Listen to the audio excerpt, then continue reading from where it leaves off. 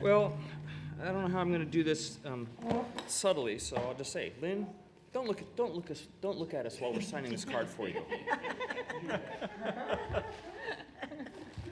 I can't see a thing. I'll pass it around. So, do you have the agenda, Carl? I was telling Dave on the way over here, if somebody says, "Oh, you're such a wonderful person," I was gonna. You're just starting I'm gonna laugh like a and regular say, "Oh meeting. yeah, ask the man who owns one." Right here. Sarah. That is Sarah. Such a wonderful person. So we're I live think now. my husband might disagree. So hi. So we're live on the air right now. Oh, The mic dear. is off. If Good, that's if good. you want to say something, turn the mic on. If you don't want it to be heard, turn the mic off. All right. Carl, are you going to introduce? Sure, I Because will. We're on now, so go ahead and hit All right. the Where mic. did you get Thank you. this? I didn't get one. Okay, I'll share it with you. Isn't there another one? Here, we'll give this one to Biani. Get two. Here's another one. Get one for, here, we'll give this to Biani. Here, Anybody else? yeah. 6 o'clock agenda? You've got it. Bless you, Thank you. There you go. Thanks, Mike. Okay, let's get this show rolling. Are we the only planning commission that's not? No. Yeah, of course. Okay, attention. Read over there. No, that sounds good. Yeah, Are you- I see that. If I need it. Okay, let's call this meeting to order. My watch is about 6:04 p.m., October 15th. This is the special meeting of the Transportation Circulation Commission. I'm serving as chair, Carl DiGiorgio. Would the rest of you please do a roll call? Greg Brown. Just shout out. Gail Taylor. Lynn Heday. Vienna Serrier. We also have many staff members in attendance. I'm open to a motion to adopt the agenda, please. I so move. I second. All in favor? Aye. All right, that's adopted. Do we have any members of the public that wish to comment at this meeting on items not on this agenda? I don't see anyone. So let's move on to new business. I'm pleased to introduce Sarah tonight, and she'll introduce herself, give some background if she wants to. We're going through a little CEQA training, which is going to be really important to this commission, as well as many others, as we go down the road the next year or so. So we're going to be reviewing CEQA. It's a CEQA training meeting. California Environmental Quality Act, and I think Sarah, you want to get into that and explain it all? Certainly. Good evening, commissioners. My name is Sarah Owsowitz. So if you're wondering about the last name, yes, it's Belarusian. Yes, the first W is silent. All right, so this is the same essential presentation that I gave to the City Council, Design Review Board. CEQA is CEQA, wherever you go, wherever you do. So a little history. People are always surprised when they find out that California Environmental Quality Act was signed into law in 1970 by Reagan. At the time, however, it only applied to public projects, not private projects. And so it was seen as a way to restrain government spending. It was regarded as the foundation of environmental law in the state, and it was modeled after NEPA, but I like to think of NEPA as baby CEQA, because CEQA is much more rigid, requires much more binding, quite frankly, than NEPA. So there are three elements of CEQA, and I am literally holding two of them: the CEQA statute, the CEQA guidelines, and case law. So for those of us who practice CEQA, this book, as you can see, it's all tabbed up, and I get a new one every year, is my Bible. It's all the guidelines, it's all the statute. But the truth is, it's so hard to amend CEQA, it's such a third rail of politics, that the real action is happening in case law, the third section. So the objectives of CEQA, and this has been true forever, even before the Supreme Court decided that Governor Reagan's great idea should also apply to private projects. So these have always been the objectives: avoiding, reducing, preventing environmental damage when possible by requiring alternatives or mitigation measures. So when possible, that's important. Providing information to decision makers and the public concerning the environmental effects of activities. So it's information and recommendation of mitigation and alternatives when possible. These are not approval documents. I say it's the number one common, most common understanding of CEQA is somehow if you certify an EIR, adopt a neg deck, recommend a categorical exemption be approved, that somehow you're approving the project that that neg deck or that EIR or that categorical exemption is concerning. You are not. Now, having said that, there is a provision of CEQA that says you do not have to do CEQA if you want to turn down a project. So a city council could get an application in the door and say, we're never putting a 47-foot tall, 2-inch building in our middle of our downtown. We're just going to turn it down and not waste everybody's time and money doing CEQA. So the key players in CEQA are the lead agency. And lead is an important term because that means that's the agency who prepares the CEQA document. And that's usually the City of Lafayette. The City of Lafayette is usually a lead agency. So it's the public agency with principal responsibility carrying out or approving the project. And a lead agency is the lead for its own project. So let's say building this library was the city's project, the city was lead agency for it. So just because it's your project doesn't mean you can't be lead agency for it. Then there are responsible agencies. The classic example would be the Department of Fish and Wildlife. So let's say this library was going to cross a stream.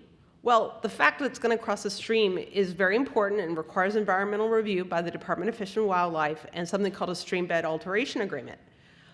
But it's just one tiny piece of this greater library. So CDFW, excuse me, W, I always remember whether it's a G or W. They are a responsible agency, which means that unless they vehemently disagree with the quality of the CEQA document prepared by the lead agency, they have to treat it as adequate and process their smaller piece of the project application based on the lead agency's CEQA document. So the stream bed alteration agreement for crossing the stream under the library gets reviewed by CDFW, but based on the CEQA document prepared by the City of Lafayette. Now, for private projects, there's a term called real party in interest, otherwise known as the applicant before project approval, the developer.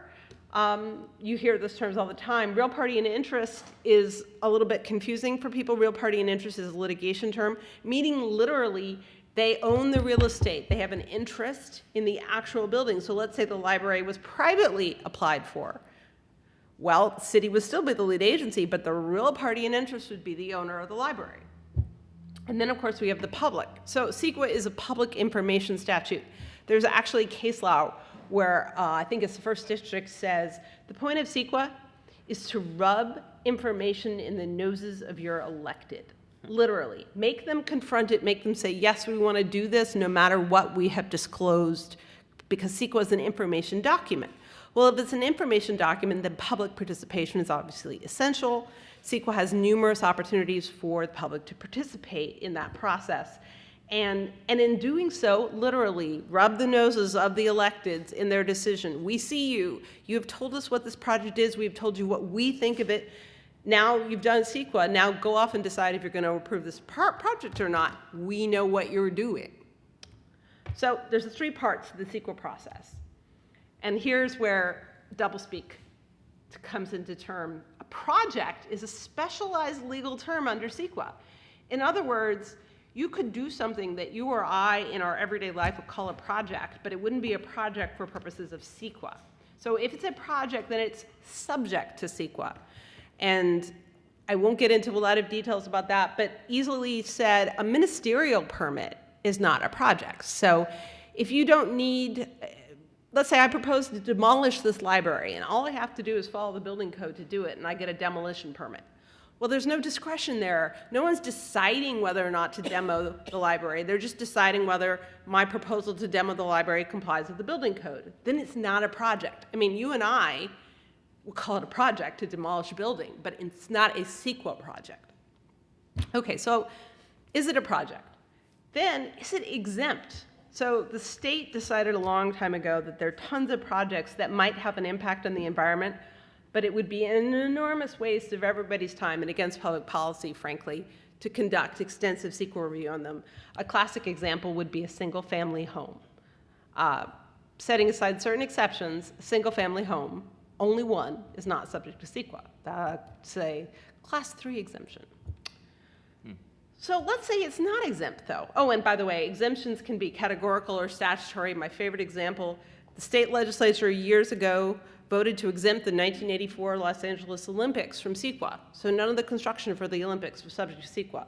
The Napa Valley Wine Train got its own exemption. Giants Ballpark got its own exemption. So you have to be very powerful to get your own exemption. Okay, so you're not exempt, let's say. Maybe you need something more than an exemption. You're more than a single-family home. Maybe you're 12 homes. I don't know. So is it a project? Well, we're going to look at that. Is it the whole of the action? So, for instance, we talked about demolishing the library. Well, maybe demolishing the library isn't a project under CEQA, but maybe I'm demolishing the library because I want to build a shopping mall here. So the whole of the action isn't just demolishing the library. The city knows that my project is to demolish the library and build a shopping mall. So the project is the whole of the action. It's a discretionary action, so the city may not apply discretion in deciding whether to give me a demo permit, but they sure do in whether or not to issue, let's say, a conditional use permit to give me permission to put a shopping mall here. So that's a discretionary action. They need conditions. They need to consider it.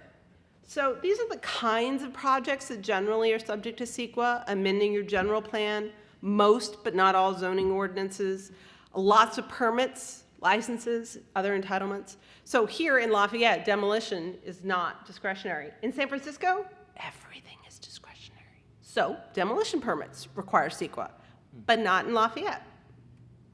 No discretion, you're not subject to CEQA. So as we talked about, issuance of building permits without conditions, business licenses. Interestingly, final subdivision maps. The draft, the tentative subdivision map is subject to CEQA, but the issuance of the final subdivision map, all the city is doing is saying, did you meet all the requirements of the tentative map? If you did, we have to issue your final map, so it's not subject to CEQA. Basically, the question is, to determine if there's discretion, do you have to issue the permit if somebody meets the requirements? If the answer is yes, I have to issue it, it's not discretionary. So we talked about statutory exemptions, won't waste your time with those. Mandatory exemptions. Emergency projects are another one. So the sinkhole in Moraga, the work that had to be done, no one could have predicted it, crashed an intersection, made me late to go to Home Goods, which I didn't like, is exempt, statutorily exempt. Categorical exemptions, existing facilities, so modifying a single-family home, construction of small structures, so building a single-family home, infill developments, that's a really popular one and it's used here a lot. If the project is less than 5 acres, surrounded by urban uses, already served by water and electric, it's a small project. It's a relatively recent exemption and it's meant to encourage what is called infill development. There are, however, I said there was doublespeak, exceptions to exemptions. So let's say I want to build a Class 3 exempt single-family home, as somebody once did a few years ago in the city of Berkeley, a very, very, very big home. And they got sued for years and years, and they went up to the Supreme Court and they said, we think that under CEQA guideline 15300.2, there are circumstances surrounding this single-family home in Berkeley which should keep it from being exempt under Class 3. In their case, they said it was an unusual circumstance, and the Supreme Court spent a lot of time saying, actually, it really wasn't that unusual. Single-family large homes get built in Berkeley a lot. But there are other categorical exceptions. Would it be a cumulative impact? This one's gotten really interesting. If you have the sudden demolition of single-family homes to build monster homes, and like whole blocks are being blocked out, does that raise a cumulative impact issue? That gets talked about a bunch. Is it a toxic site as listed by the EPA? Well, there's a list. Are you proposing to demolish a historic building? So imagine that I wanted to use an exemption to demolish this building and build a shopping center, but this building was historic. Probably couldn't use an exemption then. So these are the kinds of things that would keep you from using exceptions. So, all right, we can't use an exemption to build this shopping center and get a CUP, my hypothetical shopping center. So it's a project, but it's not exempt. So there are only 3 types of CEQA review that can be conducted. And a colleague of mine likes to call CEQA a choose-your-own-adventure kind of statute. Because if you're not exempt, well, If you're a project, then what kind of exempt project are you? If you're not exempt, well, then what kind of CEQA document are you? It is literally a choose your own adventure. So if you're preparing an initial study, it means you know you're not exempt. You're either going to proceed by what's called a negative declaration, meaning no significant impacts, an MND, which just stands for mitigated negative declaration, or if you have some impacts that you cannot mitigate to less than a significant level, then you have an EIR, an environmental impact report. I do not know. Can we brighten the projector? Or turn the lights off. That would work too.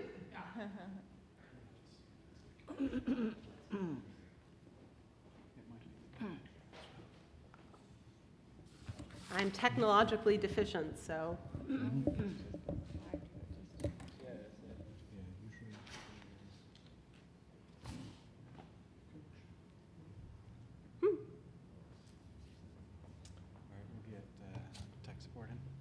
Well, could we turn off the lights? I thought that was a great idea. Ah, yay. Okay, that works. So while you do not need to prepare an initial study to do an EIR, it's often a very good idea. An initial study is literally a checklist, usually, most cities have, from a checklist at the end of my little book of CEQA guidelines. And it's just a list of topics: land use, biological resources, noise, traffic, air quality, cultural resources, water, greenhouse gases, aesthetics, you name it. And you think about the project and whether it will trigger any significance determinations, and we'll get into those a little bit more detail.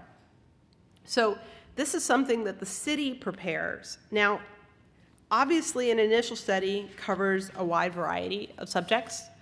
I know, just getting prepared to speak with you all today, that you all have some focus of your powers and duties. I think it's Municipal Code Section 2-403, and it focuses on transportation matters, mobility, transportation safety, accessibility, grant funding opportunities. So it's a transportation focus. That being said, CEQA documents don't just have a transportation focus. They also look at CEQA, air quality, noise, etc. So let's say you prepare an initial study. What you're doing is you're asking yourself questions about aesthetics and noise and traffic, and you're measuring a project's, say, aesthetic impacts, like how ugly is this library? Well, not very ugly. It's kind of pretty, actually. Maybe it'll go really well in the neighborhood. And you measure it against thresholds, and those thresholds can come from a number of sources. Oh, sorry, I want to go back here. But at the end of the day, the question is, are any of these thresholds crossed? Is the line crossed? Let's say this library is, in fact, unfortunately ill-figured, and there's concern that there will be maybe a substantial impact from light and glare. Maybe the library will have giant floodlights attached to it. And we said, that's a significant impact. Well, can we mitigate that? Well, maybe if we point the floodlights down. Maybe that would take away the aesthetic impact. So you have these thresholds, you apply them, and you see whether the project as proposed would result in a significant impact. Now, this is probably the most important slide for this commission. In December of 2018, the state adopted new CEQA guidelines, so the back half of this book, 15064.3. They were required by Senate Bill 743, which was adopted a few years ago and is more popularly known as the reason the Sacramento Kings have a new stadium in downtown Sacramento. But the other half of 743 said that the Office of Planning Resources in Sacramento needed to adopt a new guideline to spell out how cities, lead agencies, everybody can implement a different way of measuring, a different threshold for measuring the impact of projects when looking at traffic. So everybody is pretty familiar, even if not with the phrase, but with the idea of level of service. How long does it take me to get from here to Walnut Creek? Today it took me 12 minutes on the road because I was worried about getting on the freeway. Maybe it would take me less if I got on the freeway. Level of service can be anywhere from A through F. It has to do with delay and time. The state made a decision based on a concern of emissions and greenhouse gases, and also an observation that really the question of level of significance is more about a question of comfort, not environmental impact. If you want a low LOS, it means people aren't in traffic long, but it might mean there are more roads. It might mean there's more greenfield development. Anyway, so ultimately, the state legislature made a policy call. I won't pretend that there's anything but policy behind this, to shift over to VMT. I've heard it called many less polite things. Vehicle miles traveled is exactly what it also sounds like. So it might be 11 minutes between here and Walnut Creek right now. That's what it was today anyway. But it was 4.7 miles. And by building this library here, and my office is in Walnut Creek, I had to travel 4.7 miles. That's my vehicle miles traveled. So for every project you build, in theory, I say in theory because it still is a theory, you're going to generate trips that have to be taken. And it takes me 4.7 miles and 11 minutes. But during those 4.7 miles, I emit greenhouse gases. I rub rubber on the roads, PM 2.5, emissions that are bad for people's lungs, toxic air contaminants if I'm a truck, let's say. So what 15064.3 says is that any city, including this city, has until July 1 of 2020, so not right now, to begin evaluating in all CEQA documents, beyond exemptions, a project's VMT, not its LOS, when assessing transportation impacts. Though not necessarily apropos of CEQA, I should say that just because LOS disappears from a CEQA document and literally under SB 743 cannot be referenced as a threshold for anything, doesn't mean it can't be in your general plan. So if you're having a general plan consistency analysis and it's based on LOS, well, LOS is not gone. And I strongly suspect that's where we will see it. But I would also like to point out that in some contexts, VMT has always been around, because when you think about the air quality impacts of a project, you are thinking about the VMT of that project. All the miles that it takes me to get from Walnut Creek to the library controls the emissions related to my project. So we talked about thresholds. They can come from lots of places. In this case, the VMT threshold, the city is being given the discretion, subject to guidance in the guideline, to develop its own VMT threshold. Now, sometimes cities will look to thresholds that are specific to a project and rely on experts to help them develop it. Sometimes cities adopt their own policies to have thresholds. Sometimes they have performance standards from regulatory agencies like the Bay Area Air Quality Management District. Sometimes they're just using the initial study checklist in CEQA Guidelines Appendix G, and I will just read you one for fun. Would the project, quote, substantially increase hazards due to geometric design features, e.g. sharp curves or dangerous intersections, or incompatible uses, e.g. farm equipment? That's a threshold. The city can use it, take it straight out of the guidelines. So a negative declaration would be a declaration that not a single threshold is crossed into significance by a project. So you could do an initial study, find no significant impacts, and to do so you would need to have something what we call substantial evidence. Evidence to support the decision that, for instance, you won't have any sharp curves, you won't be creating a traffic danger with your project. So a negative declaration is never appropriate if there's any mitigation. So if you need to, let's say, point those floodlights down to keep them from being a giant light glare impact, that's mitigation. Arguably is also a modification in project description, but that's a fight for another day. So a mitigated negative declaration is, again, what I said, where you find that there are some significant impacts, but with mitigation, or with a project revision, the impacts will become less than significant. Now, this will require what's called an MMRP. Here I called it a plan. Some lead agencies call it a program, MMR, planner program. And that says, here are all the mitigation measures we figured out are needed. And this MMRP will say who's supposed to enforce them. Sometimes that can be really important. Like you need your contractor to enforce that they're washing the wheels of their truck so that they're not throwing up dust everywhere. But maybe you need the city to enforce that the lights have been installed to code and compliant with the mitigation measure facing down. So the MMRP talks about what are the mitigation measures and who's responsible for checking into them.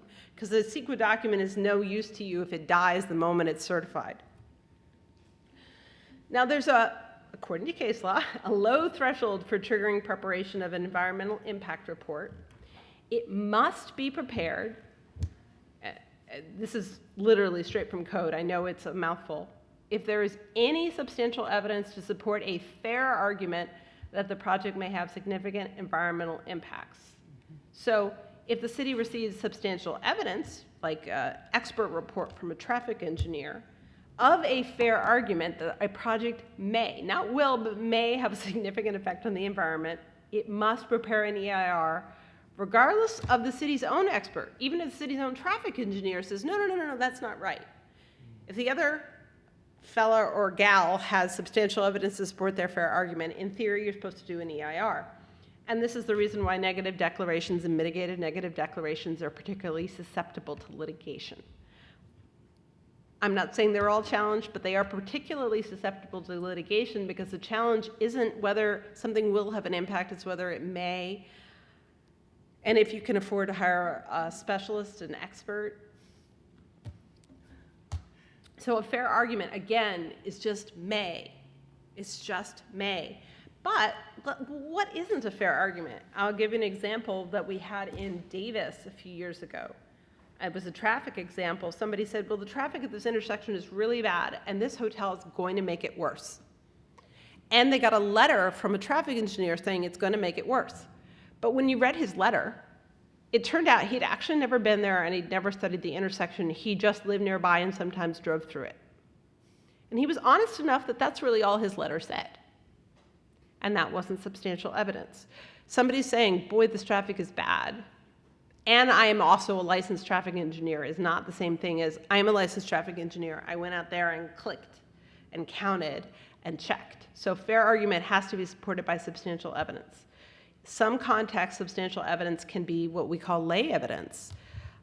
If you live next door to a site and it's about to block the sun from you forever, the court's probably going to believe you. If you live a mile away, they may be less interested in the evidence you present. So substantial evidence, facts, reasonable assumptions predicated on facts, like the sun will never shine on my house again. That's a really tall house. Expert opinion supported by facts. Again, even though you're a traffic engineer, you have to be a traffic engineer who actually studied the intersection. It is not argument, this is a really bad intersection, it must be getting worse. That's also speculation. Unsubstantiated opinion or narrative, you see that a lot with traffic. Clearly inaccurate or erroneous evidence.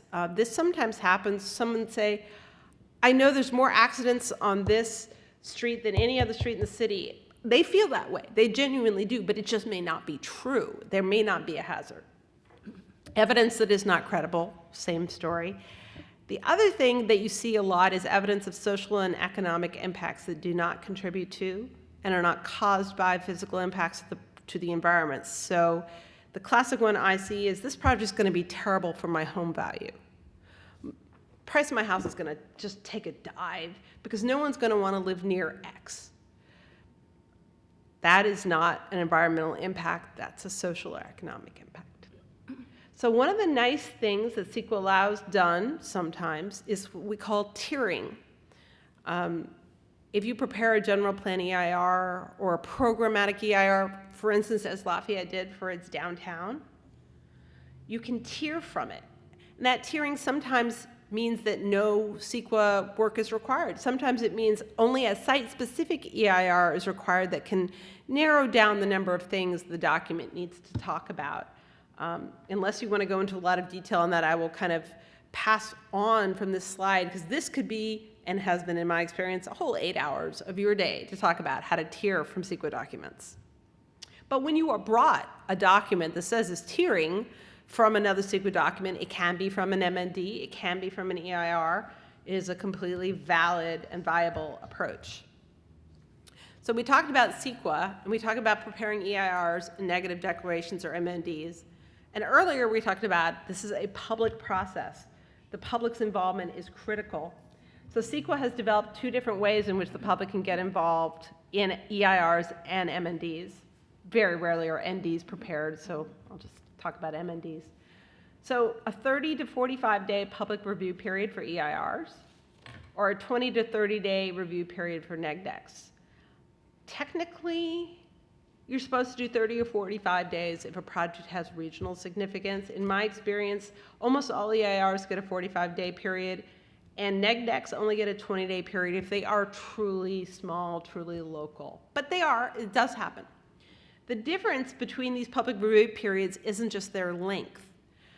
By law, by statute, lead agencies have to respond in writing to all comments received, timely comments received on an EIR, whether those comments are oral or written, and written in any way, email, letter, you name. So they have to provide written responses, and not only do they have to provide written responses, if they get any comments from public agencies, they have to provide those public agencies 10 days heads up before they certify the EIR. And in practice, that usually means FinalEIRs are just published 10 days in advance and everybody gets to look at it, but technically they don't need to. So for NEGDECs, mitigated NEGDECs, lead agencies only may respond to comments. As a lawyer, I would tell all my clients, just respond, put it in the staff report, but technically you don't need to. So, mitigation, we talked very, very generically about pointing a light down so it doesn't shine, but mitigation can really take a variety of forms. But for every mitigation measure, the city will have to talk about how does the measure work? How does it reduce the effect that we're concerned about? Who's going to implement it? You know, is it the contractor washing the wheels? Is it the city installing, making sure the lights are installed correctly? Why did you pick this measure and not another? This comes up a lot in GHG. Everybody would like to put solar panels on top of everything, but there has to be a reasonable relationship between the mitigation measure that you're imposing and the impact you're fixing. And solar for a small building is often not very much of a fix for any of the emissions associated with that building, but there might be a much better way to do it. How about eliminate all the parking spots? I'm just making this up. My point is you're supposed to look for the most effective way to mitigate something, not just any mitigation. There's a great case that says not every nickel and dime measure has to be adopted. You should be going for high value mitigation to reduce your impact. Also, and this often gets missed, some mitigation measures have their own impacts. Solar panels was a great one. I used to work on solar farms, and they're great, and they're wonderful, and they're kind of self-mitigating until a bird flies into them because they think they're a lake.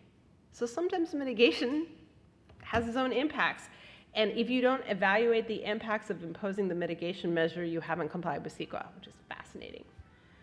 Mitigation also has to be feasible. I gave you an example of what arguably is not feasible mitigation, which would be solar that is so expensive it outweighs the entire cost of the project. Now, I'm not saying that makes the project economically infeasible. I'm saying that violates the constitutional requirement of the project's contribution to the problem and the project solution to the problem basically need to be relatively equal. But another feasible mitigation question might be, it's not legally possible. Oakland had a case years ago where they had an alternative for a housing project that was smaller than the housing project they were looking at. It was a certain kind of housing project, met certain rules. Oakland said, I'm sorry, I think this is in Sequoia Hills. They said, we're sorry, we have to adopt the larger project. It's not legal for us to adopt the smaller one. So it wasn't feasible to adopt a smaller project. So feasibility means lots of things. Is it economically possible? Is it legally possible? Or I have seen this a lot. We want you to use a kind of equipment for trucks that doesn't really technologically exist yet. So technological feasibility is relevant. And you always have to think about that. I've also seen this happen. Someone's like, well, I can build a sound wall. And I'm like, well, that's not really feasible mitigation if you have to build it on private property and you don't have everybody's agreement. A sound wall with a big hole in the middle of it is not a sound wall. So that's not feasible mitigation.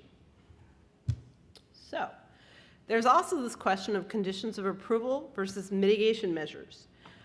Requirements without which a project would not be in conformance with laws Generally, our conditions of approval, streets have to be a certain amount wide. Pipes moving water at a certain speed have to be a certain size. But mitigation measures are project specific. So if somebody says compliance with BACMID's air quality requirements and rules is a mitigation measure, I would say no, not really. It's a condition of approval. Everybody has to comply with it. Every project that produces dust has to follow these rules. But if I said, no, you have to turn the floodlights this way, not this way, well, not every project has floodlights on the roof. And the fact that I'm telling you to turn them down is a project-specific mitigation measure. Neg decks, mitigated neg decks, don't have to have alternatives. So in addition to having to do written responses to comments, another unique element that applies only to EIRs is alternatives. And if you think about it, this makes a lot of sense. EIRs are only required when you have an impact that can't be mitigated to a less than significant level. Well, if you have an impact that can't be mitigated to a less than significant level, and you're looking to rub the public official's nose in their decision, one of the ways to do that is to show them alternatives that would reduce that significant impact, so they have the option, which I've actually seen exercised many times, to approve a different project. Like a smaller project, a shorter project, a project that includes different uses, actually. But it's not commonly employed, but it can be. And every EIR has to include a reasonable range of alternatives that feasibly obtain most of the project's basic objectives. So it's not an alternative to a library to build a soccer field. Not generally. It must reduce or avoid any of a project's significant effects. So if the library's significant effects is floodlights, an alternative that focuses on stormwater runoff is not an alternative. The EIR has to evaluate the comparative merits of these alternatives. It doesn't have to do a full write-up, all categories on each alternative. And here's a difference with NEPA. In NEPA, you look at each alternative at the same level of intensity. CEQA doesn't require that. I'm not saying that sometimes if you're considering adopting an alternative, it might not be a good idea, but you certainly don't have to. Mostly what an alternative section is pretty short and has a table at the end that says, here are my 3 alternatives. This one is more, less, the same along each category of impact than the project. So a final EIR, and this is another like dumb doublespeak thing. I remember having this conversation with a very, very experienced litigator like 20 years ago. He's like, a draft EIR. Well, why do I want to see the draft? I don't want to see a draft. Don't send me draft documents. Well, this is CEQA little code. Draft CEQA document is the final version that is made publicly available for a 45-day public comment period. Same with a draft neg deck or mitigated neg deck. So the final EIR is really another document entirely smushed on top of the draft EIR. I find this silly, but I've been doing it for so long that it doesn't sound silly to me anymore, and I have to remind myself that it is a little silly. So what goes in a final EIR? It's the draft EIR plus a revision of the draft EIR, which can be just redlining the draft EIR, or it can be just a chapter that's called errata. It says, on page 5 of the draft EIR, line 5, we're changing the 5 to a 7. That's what an errata looks like. It has to include the comments and recommendations received on the draft EIR verbatim or in summary form. My recommendation is verbatim, even if that means getting a transcription of a public comment meeting. The list of persons, organizations, and public agencies that commented on a draft EIR. And then the city's responses to significant environmental points. So I was talking in another city at a meeting this afternoon about comments that we were getting on a draft EIR that really had nothing to do with the environment. They just had to do with a personal policy preference expressed by a number of people. We always give the same answer to those people in every city and every lead agency I've ever worked with. We say, thank you for your comment. This does not raise any significant environmental issues, but your comment is noted and we will forward it to the decision makers for their consideration. So if they don't make a significant environmental point, like they just say, I hate this project, it's terrible. We say thank you and we send it to the city council. There's no obligation to respond to that. Or if you raise a significant environmental point that 85 other people have, we'll probably have a master response and we'll only answer it once. So then there's also additional information that can be added to the EIR by the city. This happens sometimes. Sometimes a project changes, gets better, changes, goes to the side, goes back, goes forward, and you want to explain why. That's okay, we can still certify this EIR. Nothing got more severe, nothing got more significant. All the mitigation measures work the same. But now it's 13 houses instead of 12, and it turns out that doesn't really change anything. And here's why we know that it doesn't really change anything. You might put that in a FinalEIR. Here's another irony. CEQA does not require hearings at any stage of the process. And if you're Caltrans, you don't hold any hearings at any stage of their CEQA process. They never do. But public hearings are encouraged. Usually, you may or may not see a public hearing held just to receive comments on a draft EIR. You don't have to, but you can often see that. And then the other reason why you often see hearings associated with a CEQA document is if the approvals that are required themselves require hearing. So I'm dealing with a project right now involving a large purchase of land by the Metropolitan Water District. Didn't require a public hearing to purchase land, just a public meeting. So that's all they held. But here, if you want a conditional use permit, you need a public hearing from the city of Lafayette. So if you need a public hearing, and this is kind of important, the city commission is required, is required by regulation, rule, or ordinance to make a recommendation to the planning commission or the city council, then they need to review the EIR in draft or final form. So you kind of move up the recommendation chain. Now, some cities, San Francisco is one, the planning commission gets to make a final decision, but not really, because all planning commission decisions have to be appealable. Other cities, like Lafayette, they just make a recommendation, so it's not final anyway. It's kind of 6 of one, half dozen of the other. In one case, it automatically moves to city council. In the other case, it only moves if there's an appeal. But anyway, so these are all public hearings that have to be held. If you're going to adopt an ordinance, you need a public hearing. If you're going to amend a general plan, you need a public hearing, conditional use permit. So that's why I think people have come to believe that hearings come with CEQA. Technically, they don't. And actually, if you think about it this way, if you needed to buy, I don't know, 5 tons of lumber to build the library, there might be an environmental impact to it. It might have been covered by the EIR done for the library, but you don't need a public hearing to buy the purchase order. It all happens internally. If CEQA required a public hearing every time CEQA was considered, we'd all never get anything done. So let's say you got the FinalEIR done. Yay, everything's together. Still not done. So the city council or the planning commission will be given a set. In my firm, there can be 80 pages long, I kid you not, of CEQA findings. And really what that is kind of a summary of everything that the CEQA document said was a significant impact, what mitigation measure was recommended, and why it's going to work, or why the city thinks it's going to work. The other critical thing, and this is the rub your nose thing, this is not an environmental document, this is a policy document, and it's called a statement of overriding consideration.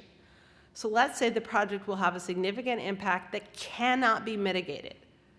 It's really noisy and the noise wall isn't feasible. I mean, we can ask for it, but we don't know that it will work. But the city is so convinced that this is a great project, they're going to make a statement to override this significant noise impact.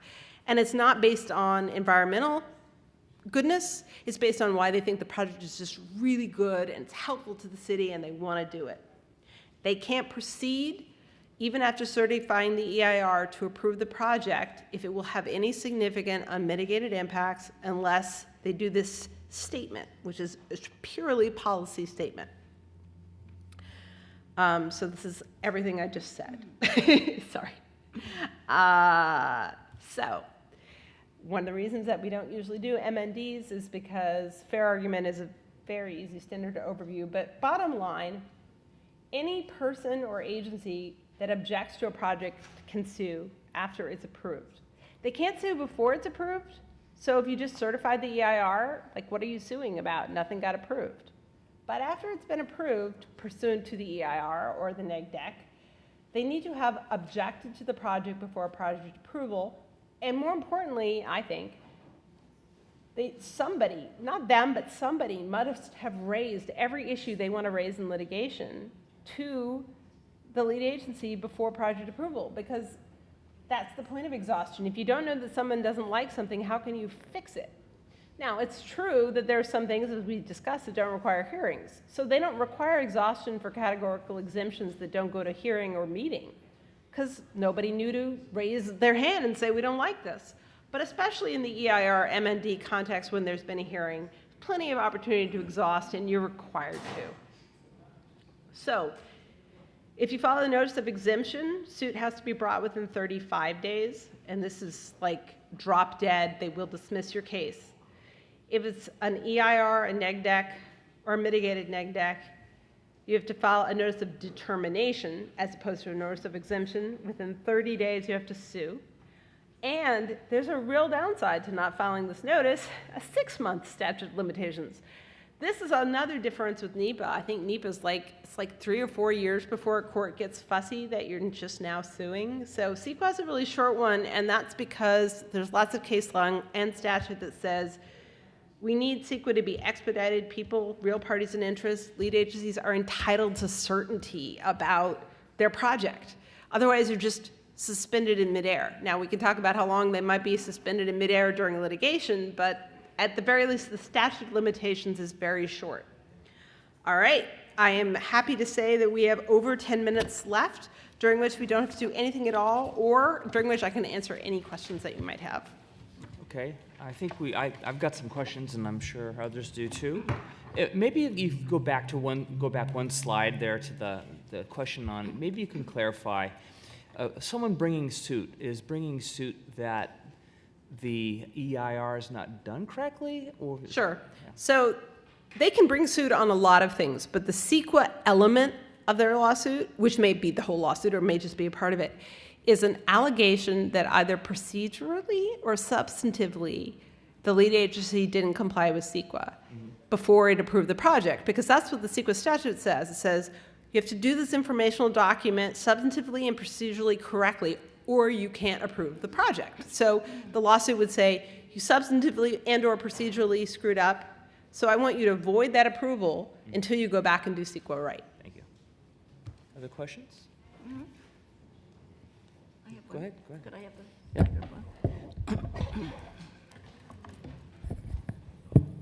microphone? You mentioned SB 743, I think it was. Yes. Yes, and I know about the stadium and other parts of that. There was something that I read just after that was passed, and I read it down in San Diego. I never saw it in the papers here. And it referred to the other portion of 743, and it stated that I don't know which body in the legislature or government in Sacramento had revised, what should we call them, guidelines or requirements, had revised the definitions, the list of blighted properties. It was not too long after the Kelo decision in 2007. Well, blighted is a sort of an eminent domain term. That's more of an eminent domain term. It's not really a CEQA term. Exactly, yeah. Right. But you mentioned, and I thought you might know, it was said that the list of blighted properties was revised somehow in that document to include generically suburbs. If it's a suburb, it's generically blighted. In other words, open season on suburbs. Do you happen to know anything about that at all? Because I've never seen anything else. No, and I have read SB 743. The only component of it that I recall discussing the condition of property was discussing the condition of the existing building and area in which the Kings were proposing to build. Eminent domain and the word blight is, again, not a CEQA term, and I'm not aware of any provision of that nature. I mean, I'm happy to get you a copy of SB 743, but it doesn't ring any bells. Okay, could you check it? Yeah, absolutely. The list of definitions of blight, apparently there are several categories Well, of in blight. SB 743? In theory, what I read said that it was included in that Sure, stadium. happy to check. I would love it, thank you. I'd like to, if I can just ask regarding vehicle miles, VMT, does that suggest that there's going to be changes to the general plan, Lafayette's general plan? There doesn't have to be. They're genuinely different processes. It was merely observation that nothing about this change restricts or impacts general plans. And lots of general plans already have LOS thresholds in them. They're not going anywhere. Consistency with the general plan will still potentially require that kind of analysis. But so I just wanted to make really clear that they're very separate. I guess, yeah, just a question on that, and maybe this is more for staff on where the city of Lafayette is on developing VMT thresholds, or is that? Yeah, so currently reviewing other city jurisdictions and seeing what they're currently doing regarding VMT guidelines. So I'll, yeah, and then go ahead. So we're also working with CCTA to kind of follow their lead on it also. Okay, thanks.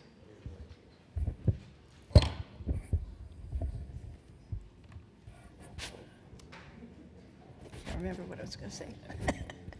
Oh, yeah, I remember. Okay. In some of the bills that were discussed this year, there have been statements that the legislation precluded use of CEQA in determining whether or not a project, in evaluating a project. Is that lawful? Yes, They can just it can rule be. out CEQA? 1984 Los Angeles Olympics. What? Napa Valley Wine Train. No, absolutely. If you can get a vote in Sacramento for it, absolutely. Now, I can tell you that to my knowledge, I sit on the Association of Environmental Professionals Legislative Committee, and no such bills were signed into law by the governor this year, but they have been passed, yes. Now, the law that was passed, 743, was not a no-CEQA law. To be clear, it just simply shortened the period of time litigation could go on over the EIR that was prepared for the Kings. But there have been, very rarely these days, but there have been in the past flat out what we call statutory exemptions. And some of them, like I said, are very common sense, like the sinkhole. You don't have time to do CEQA. You've got to go fix that sinkhole. Now, you shouldn't do anything else. You can't do anything beyond fixing the sinkhole, but it's absolutely no CEQA, matter of law, just go fix it. Thank you.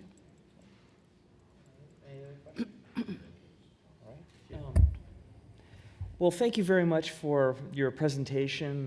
I know that I've been looking forward to this, and it's going to be important in all of our duties going forward. So thanks again, and have a nice night. Have a great evening, you guys.